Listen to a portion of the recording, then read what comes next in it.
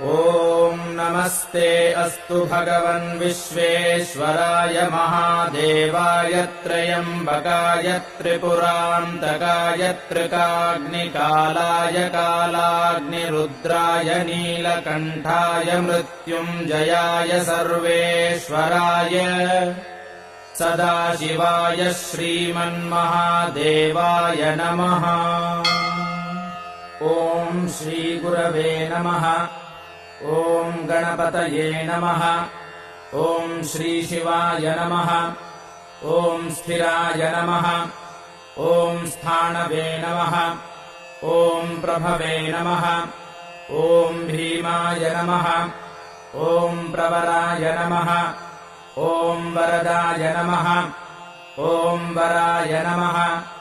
ॐ सर्वात्मने नमः। ॐ सर्वविख्याताय नमः। ॐ सर्वस्मै नमः। ॐ सर्वकराय नमः। ॐ भवाय नमः। ॐ जटिने नमः। ॐ चर्मिणे नमः। ॐ शिखण्डिने नमः।